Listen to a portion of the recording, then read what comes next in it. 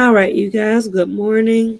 Here's a quick video on your bass clef to help you out.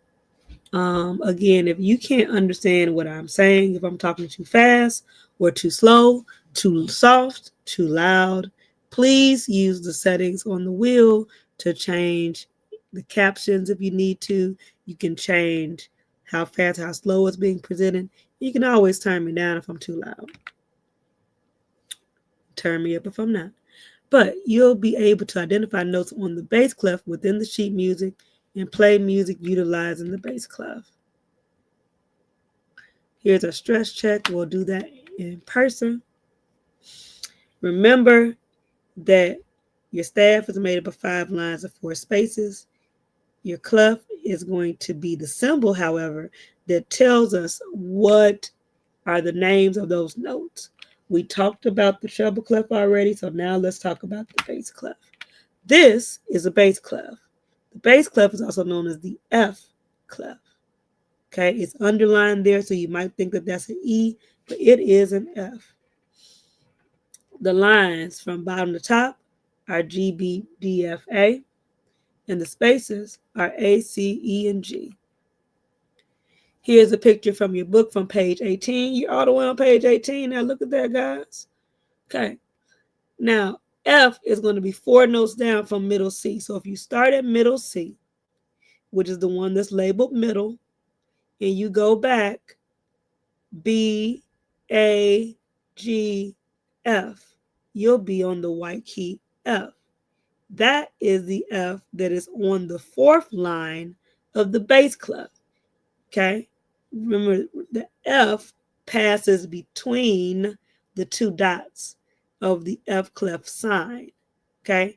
The F line passes between the 2 dots of the F clef sign. It also used to look like a letter F a long time ago, and then it kind of became what it is now. Now, if you cut off the bottom lines, the very bottom line in the very bottom space. So if you take the bottom line off of your treble clef, you get at least the note names for the bass clef. They're not the exact same pitches because we know that these pitches are much lower. They're much, much lower. But if it helps you to remember what the names of them are without the actual like number 1, 2, 3, or 4, then just know if you cut off that bottom line, you end up with the lines for the bass clef. So the bottom line is G instead of it being E. So, and then the second line is B. The third line is D. The 4th line is F instead of how like on the treble clef is F. And then the top line is A. So you're adding on a top G and an A on the bass clef, whereas you cut off the bottom E and F.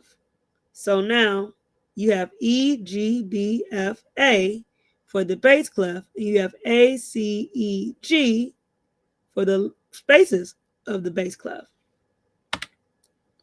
Now, we use every good burger deserves fries for the treble clef.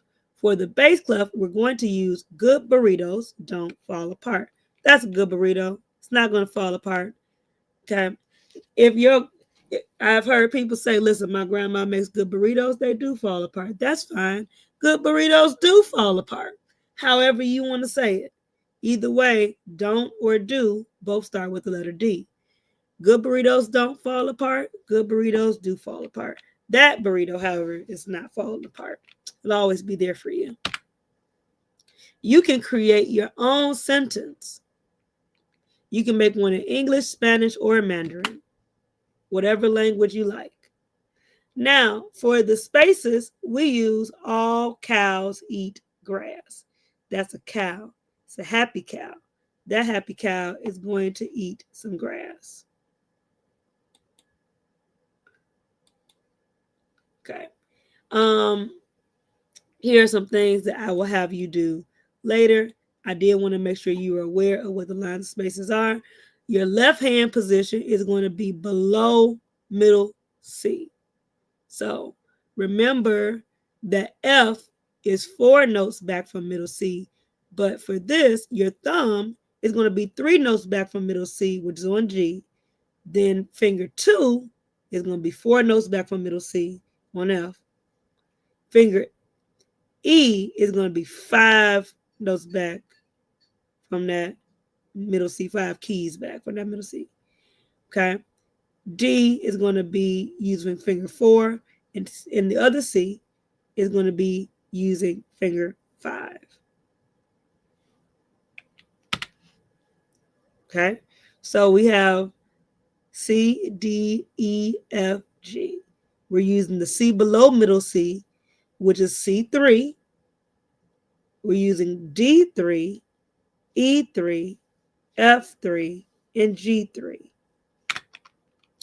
And our fingers are, so C3 is being played with finger 5, D3 is being played with finger 4, E3 is being played with finger 3, F2 is being played, F3 is being played with finger 2, and G3 is being played with finger 1.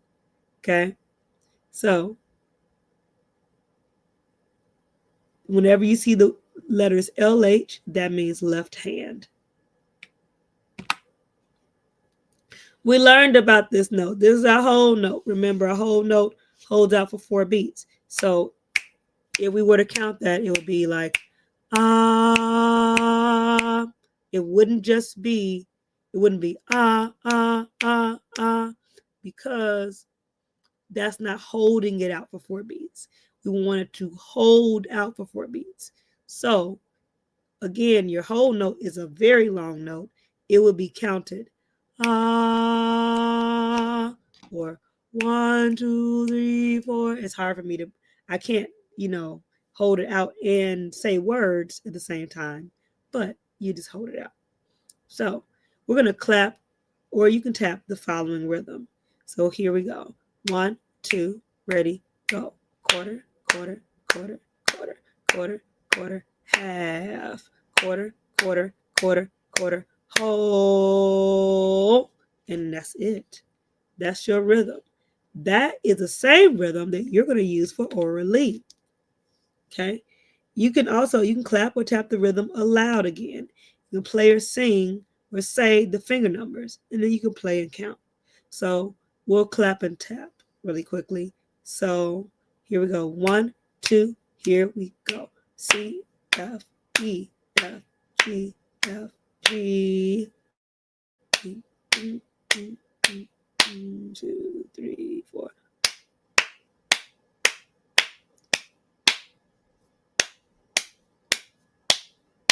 2, 3, 4.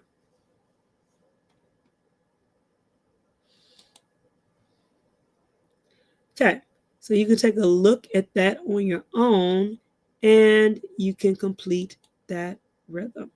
Okay.